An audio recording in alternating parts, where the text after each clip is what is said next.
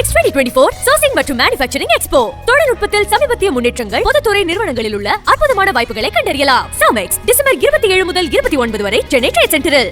இப்போது அம்பேத்கர் பெயரை சொல்லி அரசியல் செய்வது ஃபேஷன் ஆகிவிட்டது என கூறி அம்பேத்கர் குறித்து இவ்வளவு பேசும் நீங்கள் அவருக்கு இழைத்த துரோகங்கள் குறித்து சொல்லவா என எதிர்க்கட்சிகளை பார்த்து உள்துறை அமைச்சர் அமித்ஷா எழுப்பிய கேள்வியை தவறாக புரிந்து கொண்டு அம்பேத்கரை அமித்ஷா அவமதித்து விட்டார் என கூறி காங்கிரஸ் உள்ளிட்ட எதிர்க்கட்சிகள் அமளியில் ஈடுபட்டு அவர் மன்னிப்பு கோர வேண்டும் என கூறின.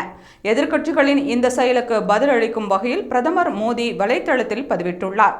அந்த பதிவில் அம்பேத்கரை முழுமையாக மதிக்கிறோம், அவரால் தான் இன்று நல்ல நிலையில் உள்ளோம் என கூறியுள்ளார். அவரது கனவுகளை நிறைவேற்ற பாஜக 10 ஆண்டுகளாக செயல்பட்டு வருகிறது என்றும் 25 கோடி மக்களை வறுமையிலிருந்து மீட்டுள்ளதாகவும் SC/ST சட்டத்தை வலிமைப்படுத்தி இருப்பதாகவும் வீட்டு வசதி திட்டம், குழாய் வழி குடிநீர் உள்ளிட்ட திட்டங்களின் மூலம் ஏழைகளின் வாழ்வாதாரம் உயர்த்தப்பட்டுள்ளதாகவும் கூறியுள்ளார்.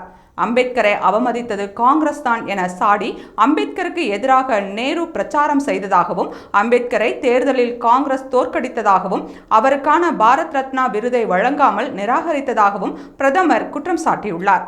மேலும் லண்டனில் அம்பேத்கர் வாழ்ந்த வீடு பாஜக ஆட்சி காலத்திலேயே அரசுடைமை ஆக்கப்பட்டு பாதுகாக்கப்பட்டு வருவதாக கூறினார்.